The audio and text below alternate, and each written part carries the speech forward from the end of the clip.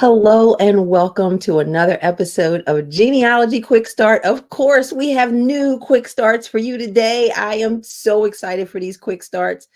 One quick start, of course, deals with my sweet spot, which are those census records that don't have all the names. Like, why couldn't they just capture all the names? But Jim and Michael, they're always coming up with these wonderful methodologies to help us get into the tick marks. And this week they're calling it hiding in the tick mark. So, yes, our people are hiding there, waiting for us to find them. And Jim and Michael have a way to do that.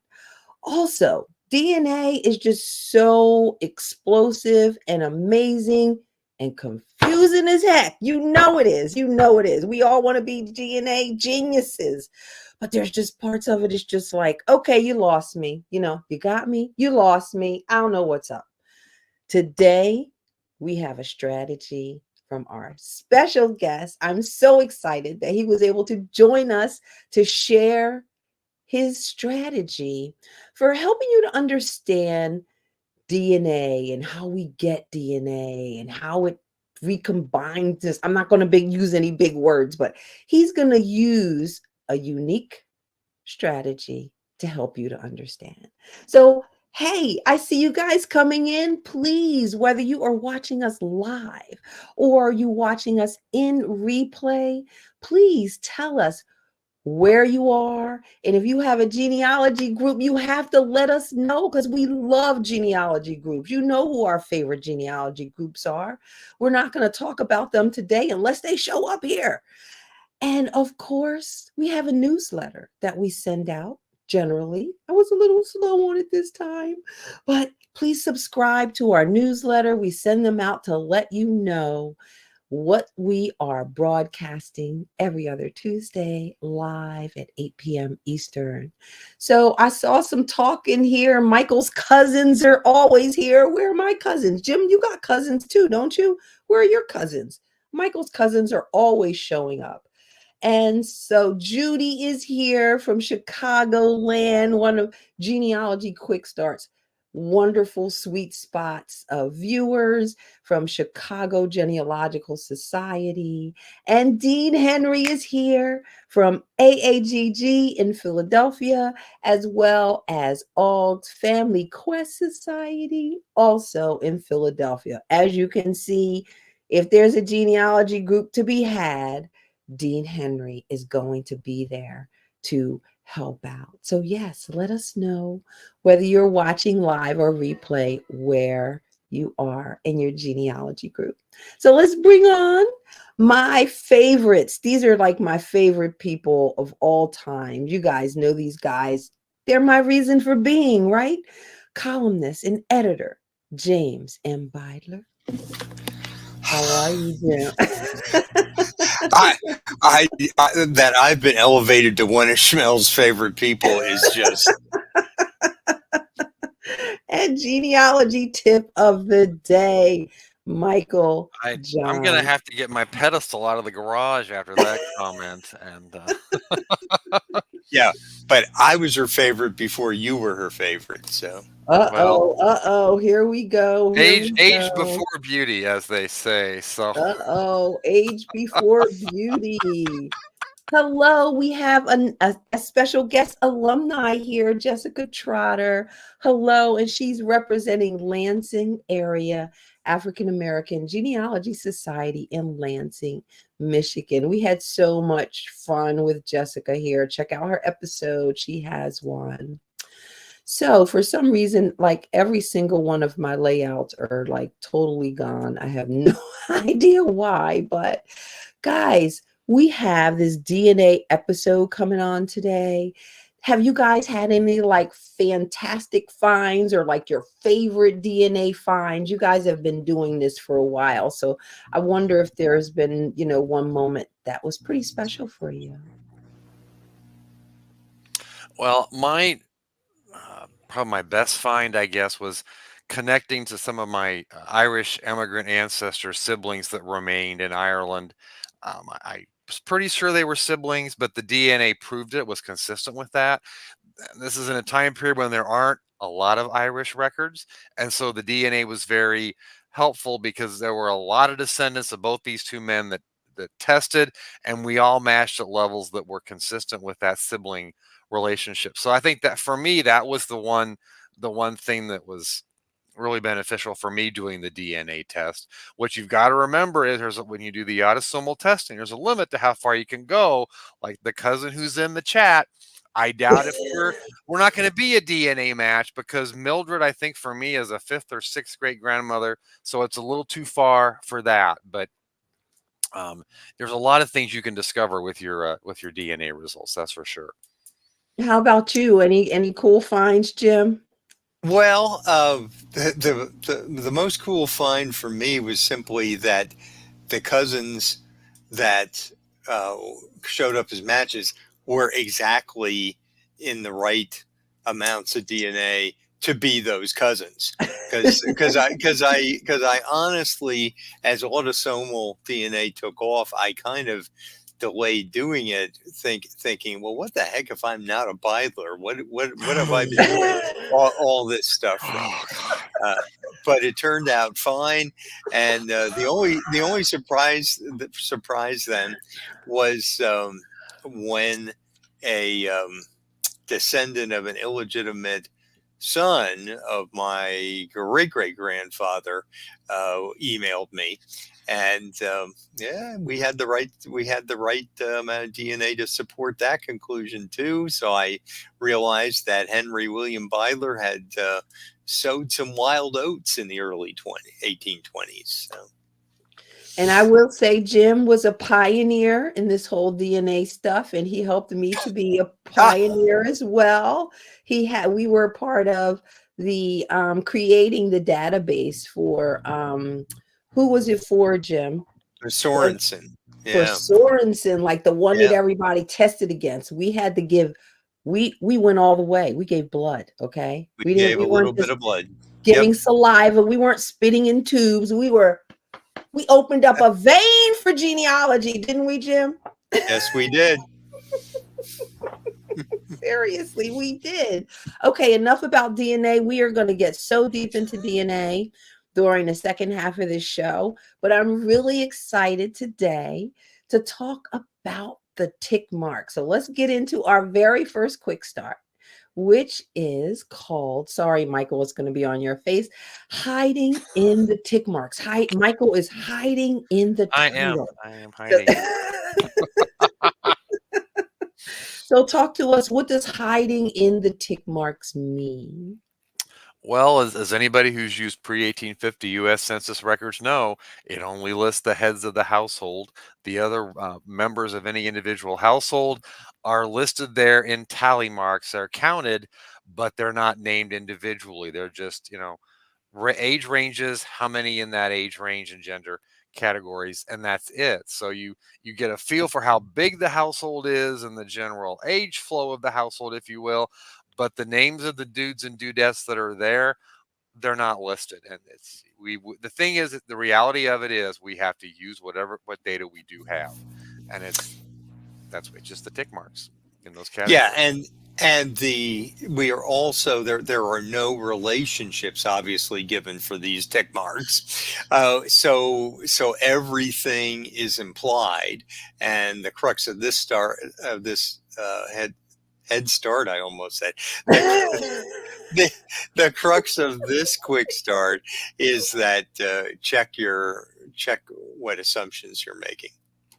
Well, and it's like every enumeration 1870 and before, it's just a group of people in a household. They may be all biologically related. There may be some other relationships by marriage and whatnot, hired men and things of that nature going on too. And you always have to be cognizant of that. So we fuss about not making assumptions where they have everybody. Like, you really can't make assumptions now. And I think you guys really came up with some interesting examples of this. So you guys ready to get started with our quick start? All right. So we're going to get started with hiding in the tick mark. So step one is to pick a pre-1850 household. So we're talking about census records from 1850 back to 1790. So, okay. Are there, yeah. So that's step one. Step two, I did you would, guys want to say anything about I'm step just going to one? add one real quick comment to that. If you've got a family that they really confuse you in these pre 1850 censuses, what I would do before I worked on a family that was really confusing, I would take a family that was not as confusing, where you've got a lot of records and you know birth dates and all that from other sources, and go through those records and make sure you can double check and document what's in those records, the censuses, to get a feel for how to analyze it when things do make sense, to build your skills for when it's more confusing. Right. I love And that, Michael. Hmm. and run through all of the pre 1850 Right. censuses if they were alive for them, from 1790 to 1840, because you'll find most censuses, it's an increasing sophistication of the age ranges Mm. as you go on. I mean, you only have three categories in 1790, males over 16, under 16, and females, all females. So, whereas you have them 0 to 5 years, 5 to 10, et cetera, in the 1840. Exactly. Okay. I love that. I love that. Don't, try it first with the Practice, known, practice, just and practice. then Build the your skill. place where you have the real issue, then you really get into it. I love it. So pick a one that you know a little bit about and you feel comfortable with. So then step two is to locate family in other census years. Do you want to talk about that? I Well, just like Jim mentioned earlier, just find them in all the pre 1850 censuses. I would even see, depending upon their age ranges and whatnot, get them in the 1850 and later ones too, because that will help you analyze those pre 1850 enumerations a little bit.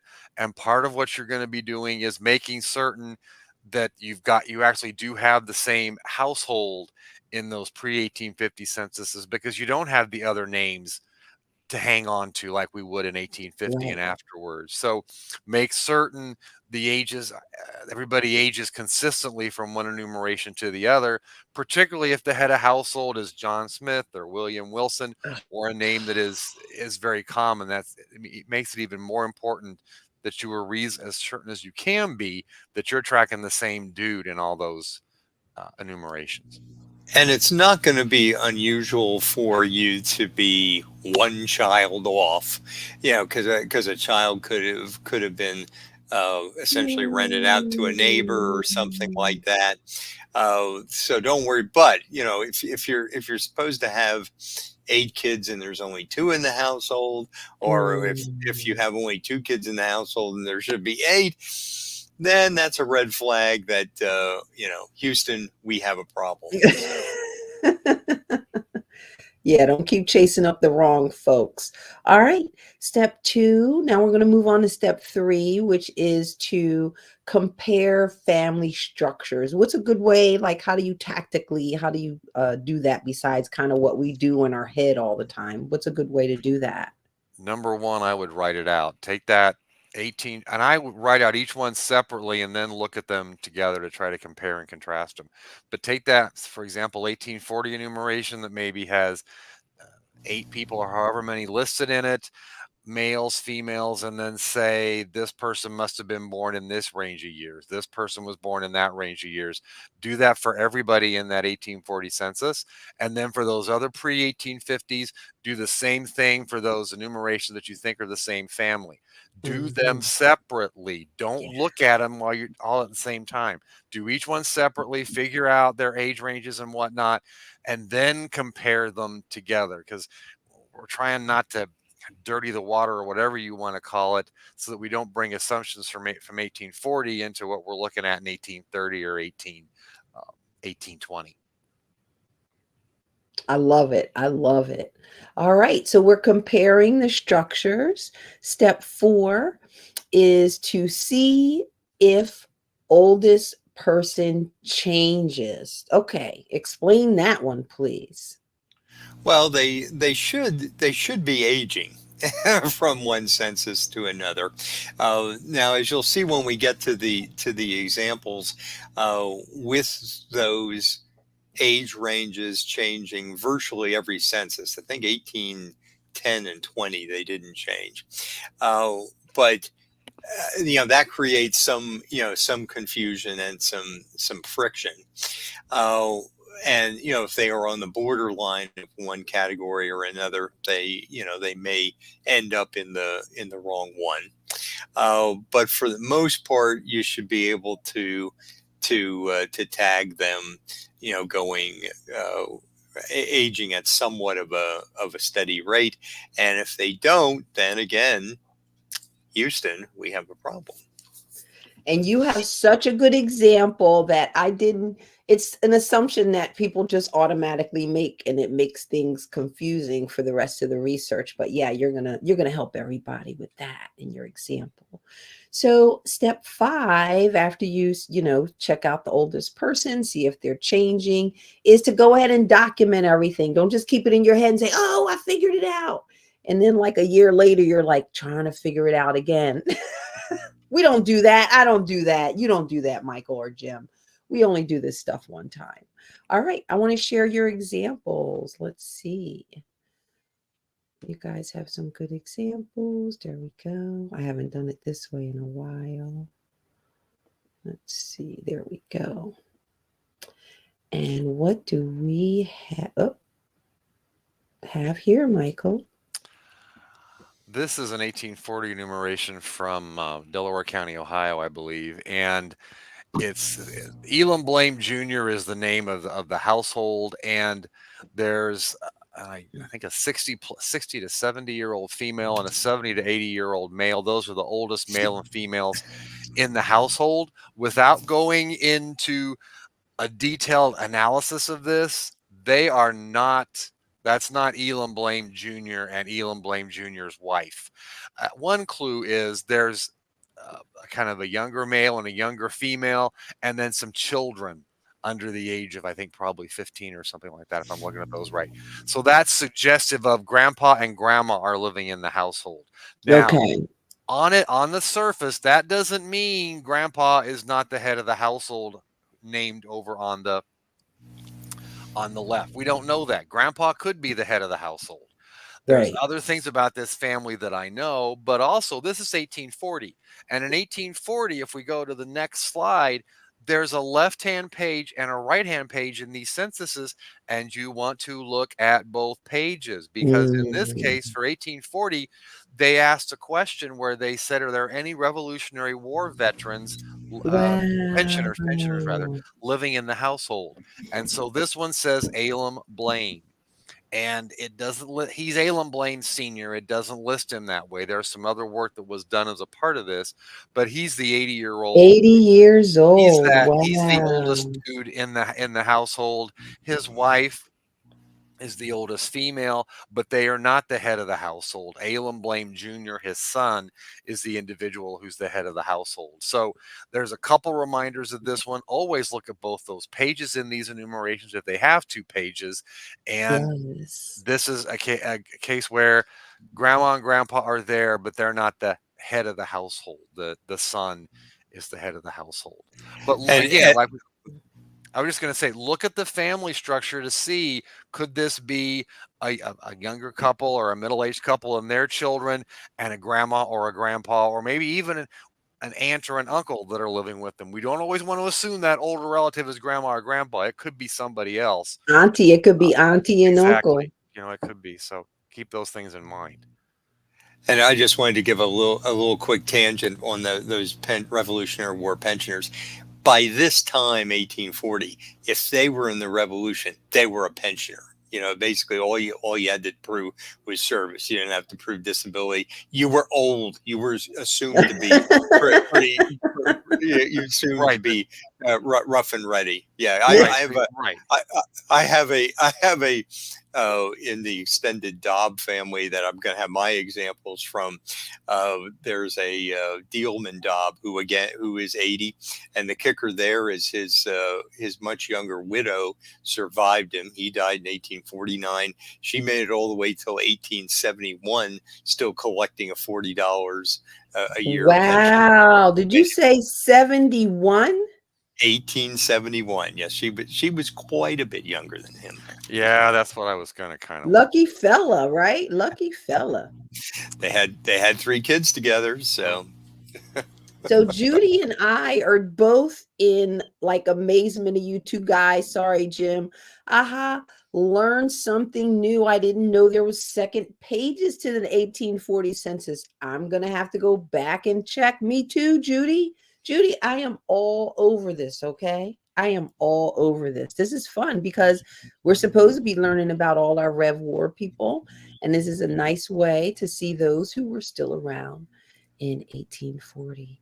All right, let's see the next example here, 1830 census. What do you got for us here? The next example is, this is also from Delaware County, Ohio, as a matter of fact, but there's the Wickheiser. I'm trying to think. I think now, who is in the next picture? Show me the next picture, because I'm George. I think George is there's the one.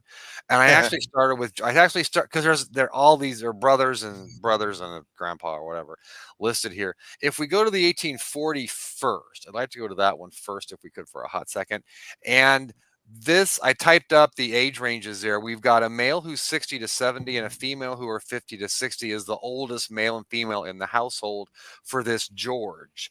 And then a bunch of younger females and younger males.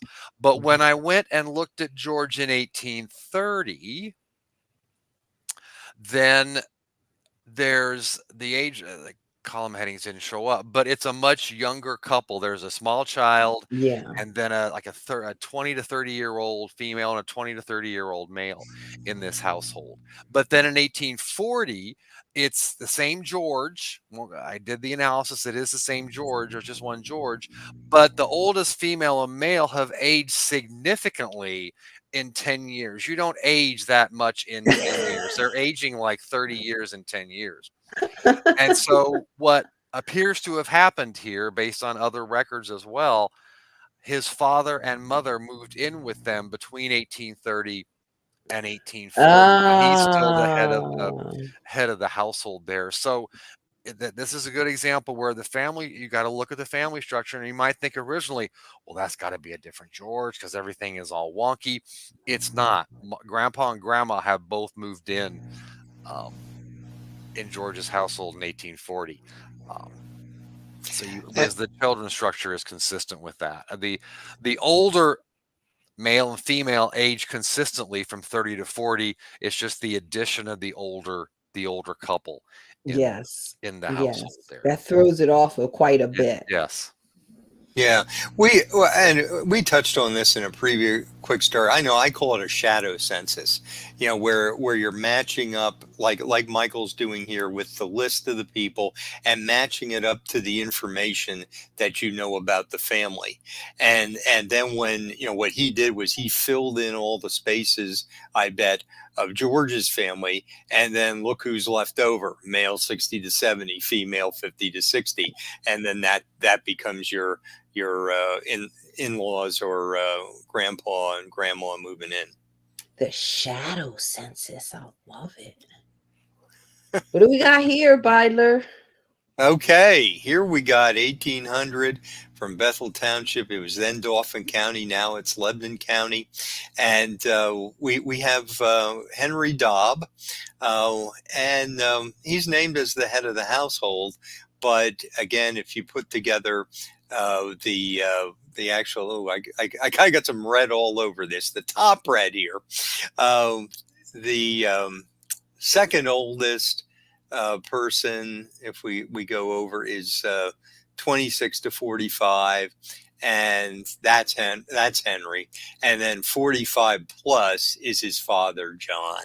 Mhm. And we have a baptism for Henry from 1774, which is a perfect match for him being in the 26 to 45 range. So yeah, you gotta keep on track of these. You might have thought John Dobb died. No, he's just in that household. Don't keep John think John Dobb is head down. And then this one is another one from the Dobb family. This is Peter Dobb, 1820 U.S. Census, Jackson Township, Lebanon County. And if we go to the close-up of this and see the various tick marks, what you find when you run this family through church records and other records developing the birth dates is that there are two men named Peter Dobb, father and son, and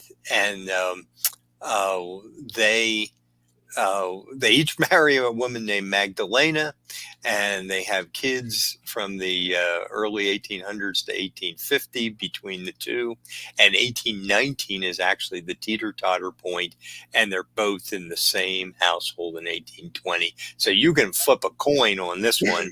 Yeah, you can assume that Peter Dobb Sr. is the one who's really the head household. It doesn't even really matter. So Yep. Very nice, very nice. The one thing And I would add based on the illustrations here, and I know Jim has already done this, but that looks like it came from Ancestry. When they have their tally marks and their rendering of what the census said, because I've seen where they've made boo-boos, I would go back and make certain those counts that if you're using that screenshot or doing a copy and paste like Jim did there for the illustration, make certain those numbers match what's on the enumeration, because in the first, I forget what year, I want to say it's 1830, but for the first few U.S. federal censuses, the census taker did not have pre-printed forms. They're handwriting the whole form, and so you got to sometimes be careful when you're taking the data off of those, that you get things in the right column and that you interpret it correctly, because they're not used. As Jim's illustration showed, that's one of the years where they're not using those pre-printed forms. Yeah, I think go it's to the 1830. source. Yeah. Go to the source Yeah. is what you guys are saying. All right, guys. I love that, hiding in the tick marks. Let's go through these steps again. Where are they? Hiding in the tick marks. Step 1, go ahead and pick a pre-1850 household. Step 2, locate family in other census years. Step 3, compare family structures. Step 4, see if the oldest person changes. And step 5, document what you found. So, Jim and Michael, thank you. Thank you so much. All righty. Bye-bye. Hello. Let me divide the show. Give me 1 second. It is so nice to have you here. Where are you? There we go.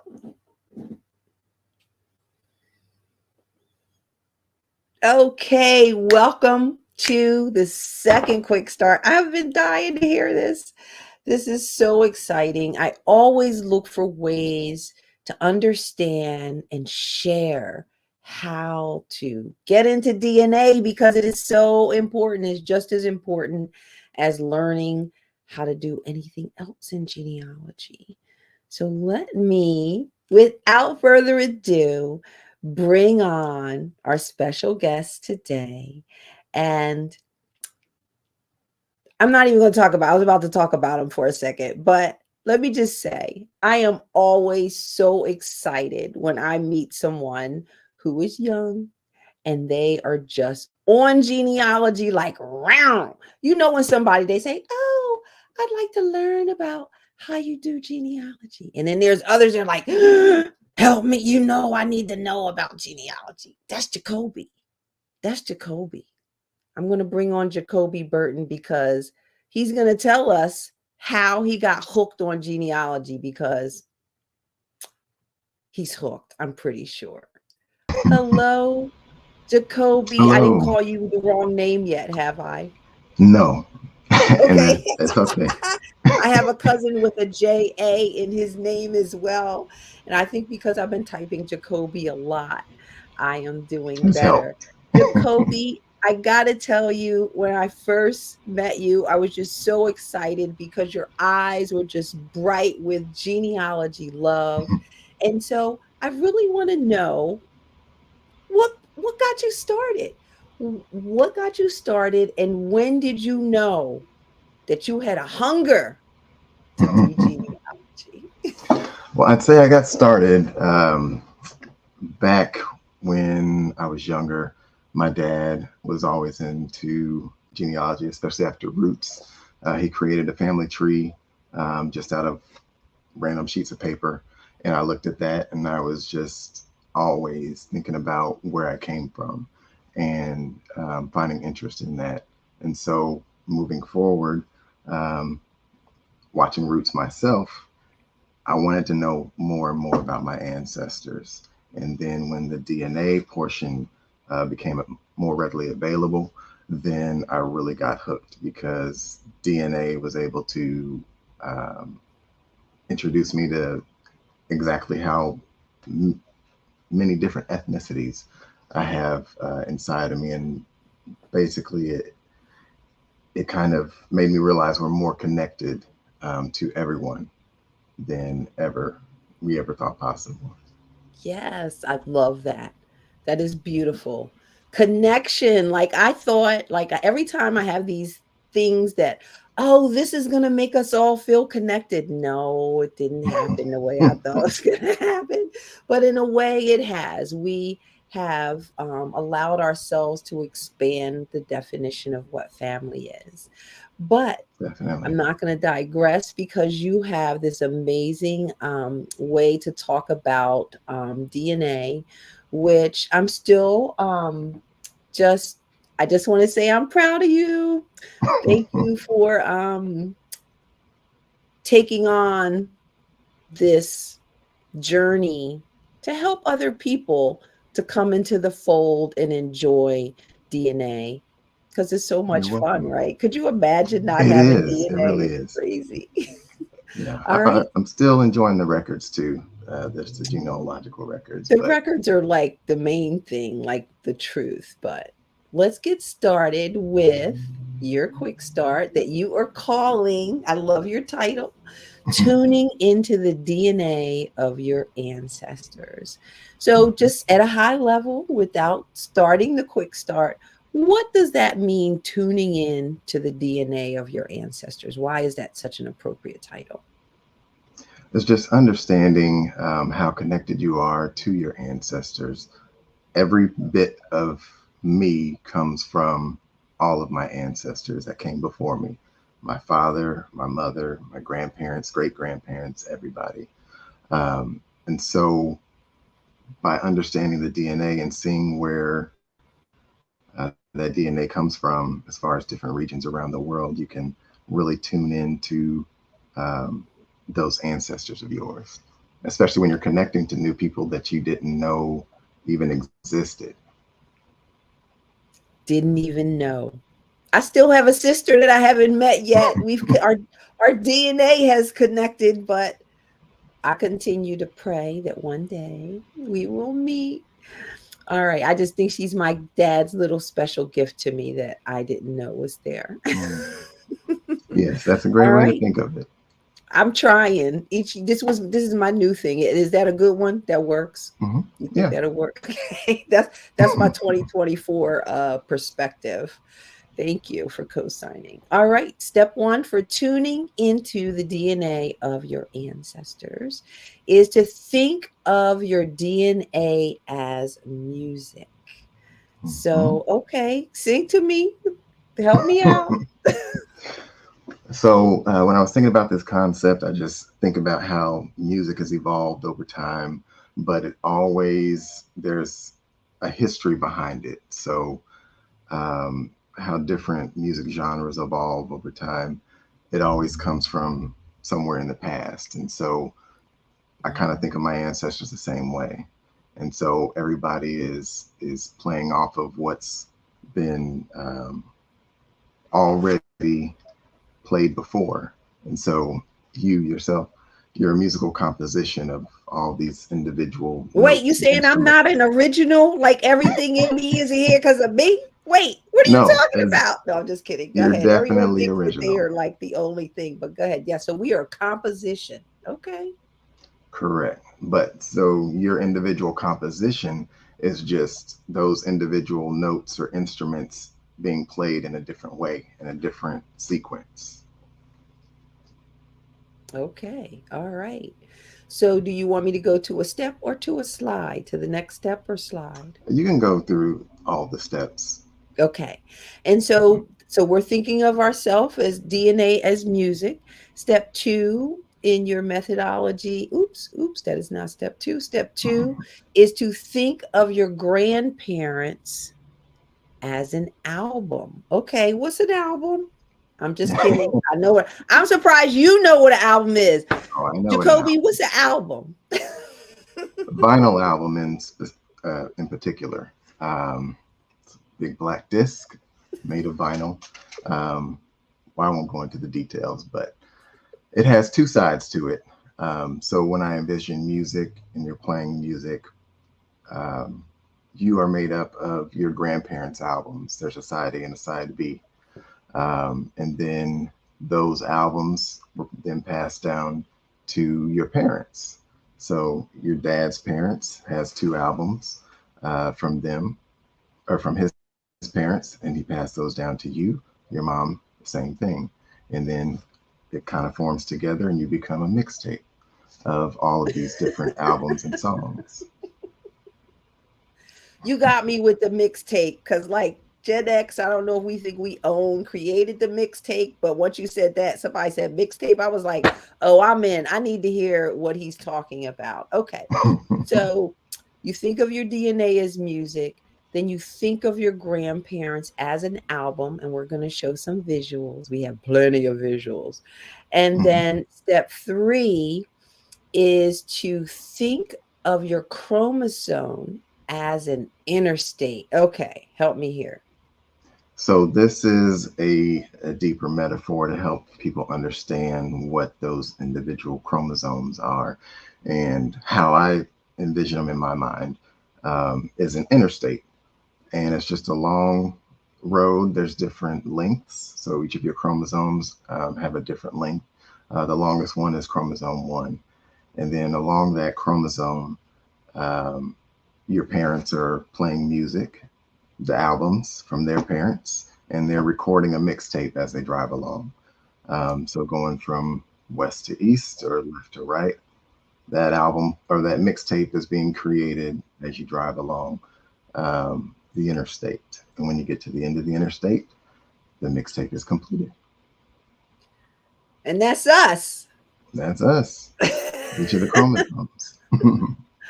And so that's step 3. Step 4 is you talk about why siblings have different DNA. I was going to pop off on you on that on step 1 when we got into the DNA as music and why is our music different, but you're going to show us a visual of why siblings have different DNA.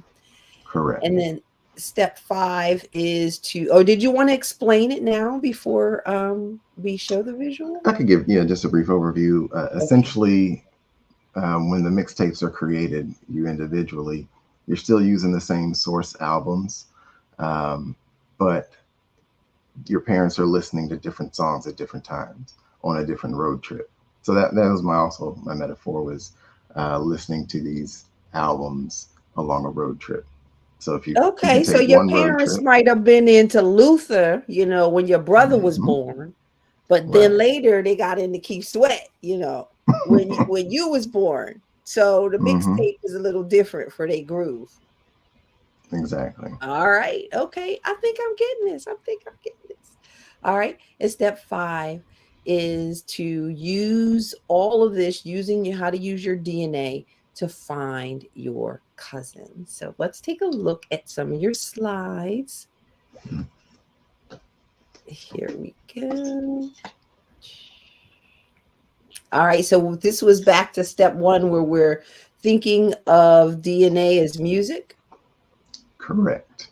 And so here in this visual, I show your parents as the two people in the circles, and then their parents on the left. You got Gloria Estefan and Marvin Gaye. Those are the two grandparent albums.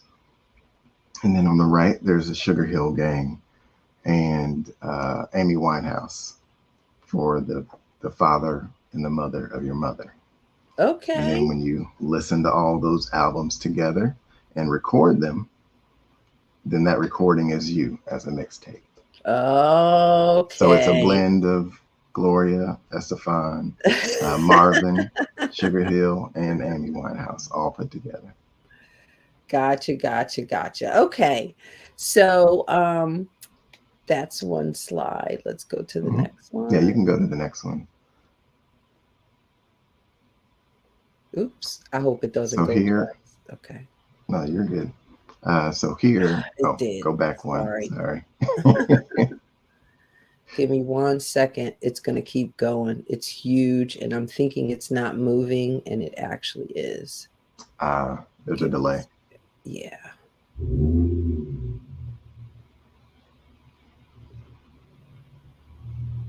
So the next slide we're going to is going to talk more about the grandparents. Yes. So it just gives a breakdown, just looking at the maternal line. Each album that they have has two sides, a side A and a side B. If you can go back one more slide, please. Yep, I just clicked. There we go. So there's a side A and a side B to the Sugar Hill Gang, and a side So A. hold and a on. side B. Oh, sorry. Sorry. Okay. So let's first normalize on, okay, this is a parent here. And the parent had Yes. Sugar Hill as her parent. Those are your grandparents, Sugar Hill and Amy Winehouse. Okay. Right. Sugar Hill would be the paternal line, Amy Winehouse, the maternal line. But each of those albums has a side A and a side B, which would then be their grandparents, or your grandparents, I should say. Actually, no, it would be their grandparents. So Sugar Hill Gang is the album, but side A of that album is your mom's your mom's paternal father, and side B would be your mom's paternal mother. And then on the opposite side, on the maternal side, the Amy Winehouse album, side A would be your mom's dad, side B would be your mom's mother. But if you think about each of those different sides, there's different songs. So specifically on side A, on your mom's dad's side, there's the song Rapper's Delight. Yes. And then there's Apache. Yeah. Now, in that song Rapper's Delight, it was actually composed of multiple samples, one of which was Chic, and the song was Good Times. Yes. That's the main beat. Ding, ding, ding, ding, ding, ding, ding, ding, ding, ding, ding, ding, ding, ding, ding, Good Times. Yeah.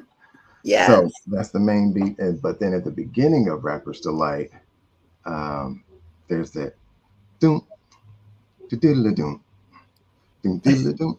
And that was actually another sample by a group called Deluxe. It was called Here Comes the Sound Again. Okay. So songs have samples. So those samples would be representative of your third great grandparents. So that's what created that song Rapper's Delight, was the samples from the two albums shown.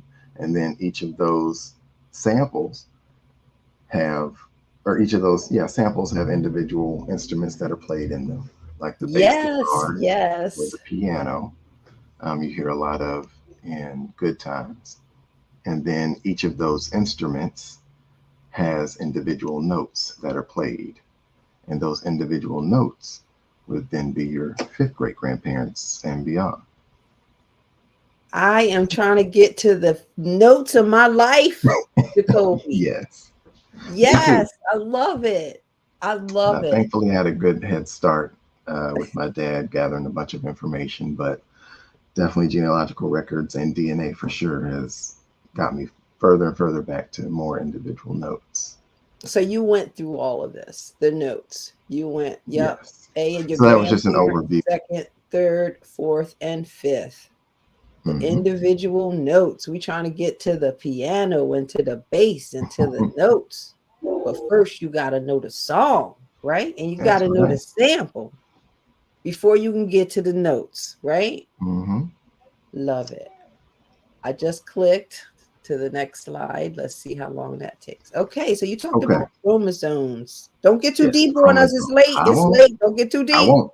All So right, there's 'cause I'm 23 feeling of you them. with the Each music. chromosome has 2 strands, essentially, called chromatids. That's the technical term, but you can think of them as 2 strands. Okay. So like if you take 2 shoestrings together and spin them, that's what creates a single chromosome.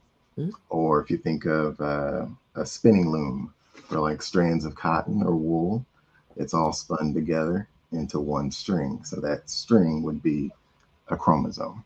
Okay. Yes. So you can go to the next slide.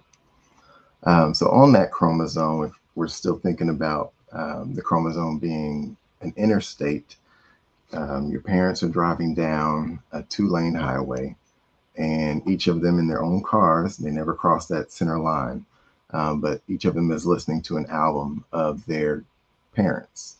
So on the left, your dad, he's listening to the album of Marvin Gaye, Gloria Estefan. Your mom is only listening to Sugar Hill and Amy Winehouse, and they're taking a road trip from the West Coast to the East Coast. You can go to the next slide. Okay.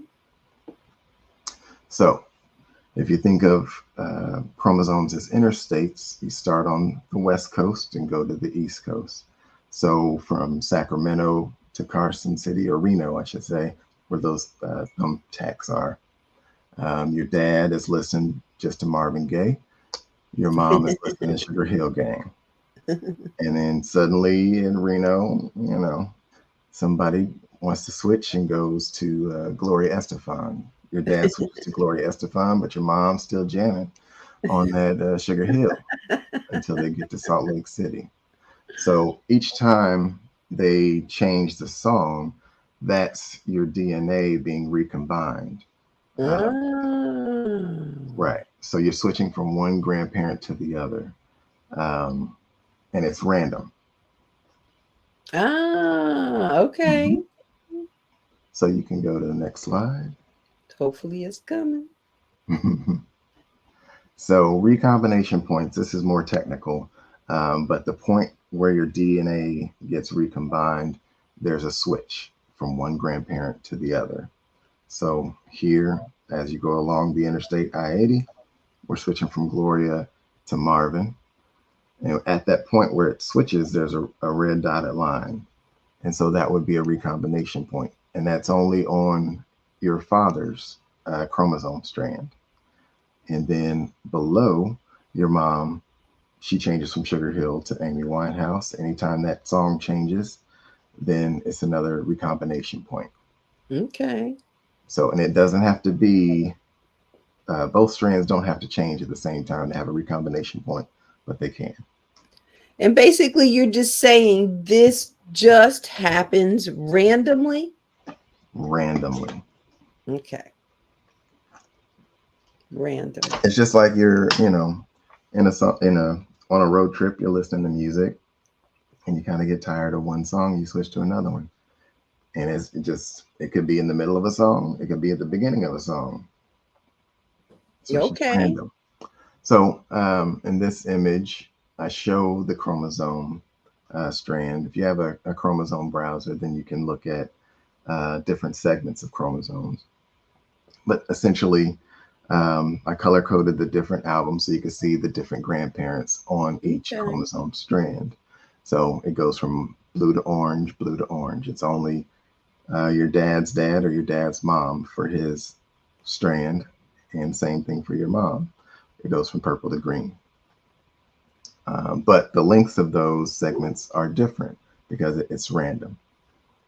Because of that interstate. Correct. Gotcha. We ready for the next one? Yes.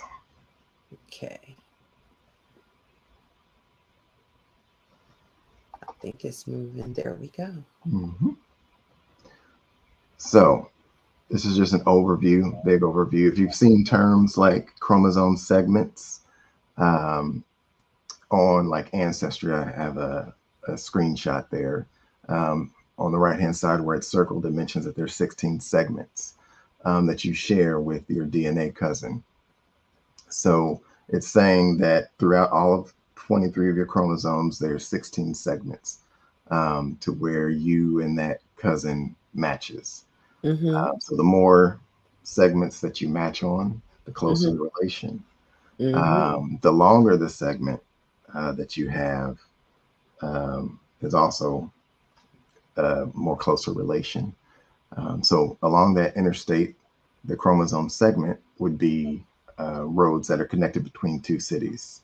So for this example, the segment is between Sacramento and Reno. Okay. And if you look at, let's see, 23andMe, it'll show you the start and end location of those segments where you match a cousin. Okay. So those would be called start and end points. Those are like mile markers on the road that you're driving on. So here, between mile marker 44 and mile marker 44.8 is where I'm matching this cousin. Yes. So just like AAA on the road, and you call them, you're going to tell them you're on I-80 between mile marker 44 and 44.8. I love that. So 40 is the hypothetical Sacramento and Reno is this hypothetical 54. Correct.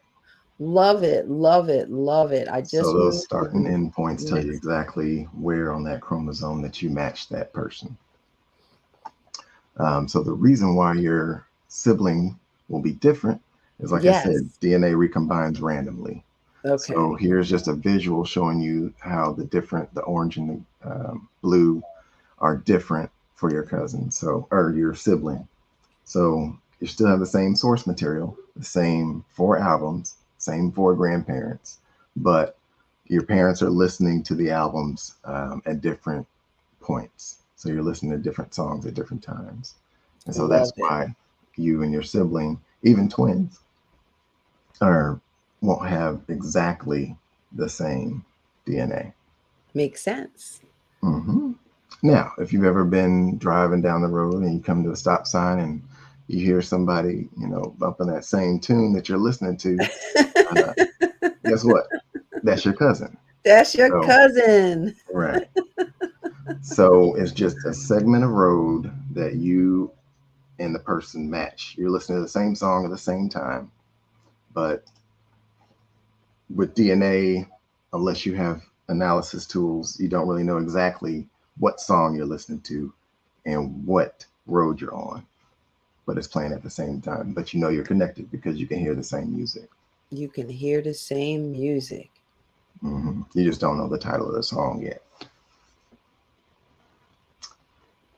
So this is the 2 siblings again, and I show you different examples. So in the pink boxes, that's what they call a fully identical region. So that's a section of a chromosome segment where you and your sibling would match on both the maternal strand and the paternal strand. Okay. There's fully identical region, FIR. Okay. Or FIR.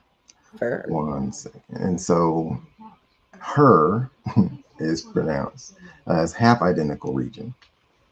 So you're matching on one of the chromosome strands, either maternal or paternal.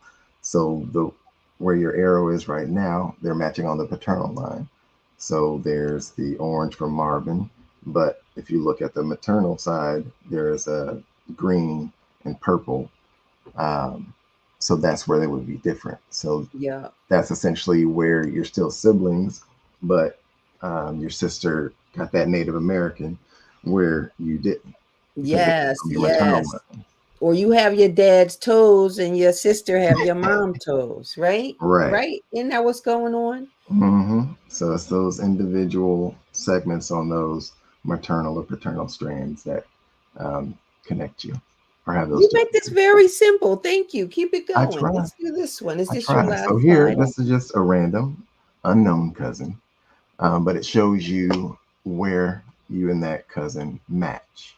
So doing a one-to-one comparison, you're able to see that those green segments, you're both playing that Amy Winehouse on that road trip. Mhm. Yes. But notice that on the bottom there, on the cousin, the green extends further to the right on that second example. So that could be where another sibling matches, but not you, because you didn't inherit that part. So it goes from green to purple. Yes. Okay. I think that is it for the slides. I That's it. absolutely adore your methodology. It was Thank you. amazing. I want to go through the steps, and I have 2 things to ask you about it, but I don't want to make sure I forget the steps while it's fresh in our minds. So let's talk about how to tune into your DNA of your ancestors.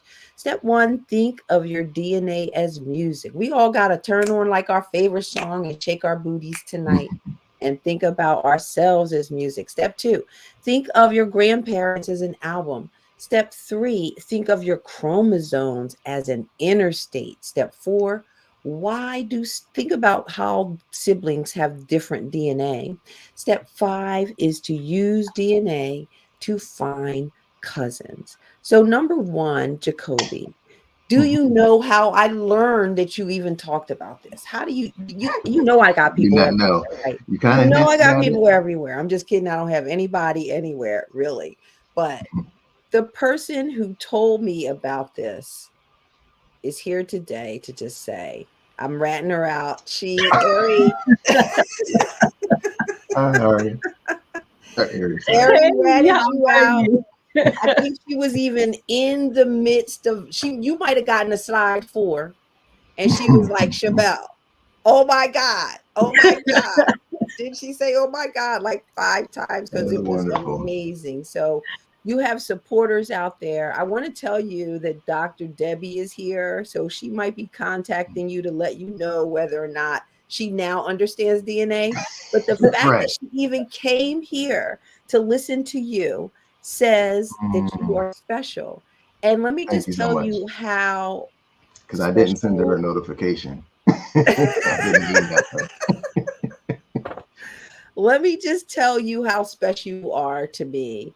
Like one of the number one genealogists in my heart is your DNA cousin. And I had to bring her on here just to say hello to you. Oh, my favorite people. It's so great to see you. So I just want to say before we end, because I have no time, Sharon and JaKobi met via DNA. Yes. Sharon and JaKobi are much closer than what they seem in their DNA. JaKobi could be Sharon's son, not only just how they look. No, I am kidding. They act exactly the same. It's unbelievable. It's unbelievable. The DNA is so deeply strong in your connection. It is Not only that, amazing. I And just so, learned that my major, I'm majoring in now, my master's program, she already has a master's in that. So we majored in the same. because So you guys we're just on that highway. say that again, Sharon. We're on that highway.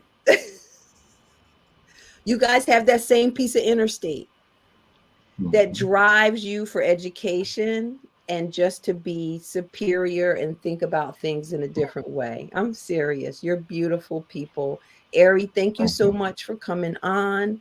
Jim hung around because he is Jim. Good to see you, Ari. Good to see you. And everyone, thank you so much for coming. We had so many. Someone said nephew, Alicia Curtis says, Yes. she says you were brilliant. So interesting, nephew. Love you, love you. I am so proud of you, as we all are. Thank you so much for joining us tonight, and get out there and learn about your mixtape, right? Thank you. Bye-bye. Thank you so much for having me. Cousins. Bye, everybody.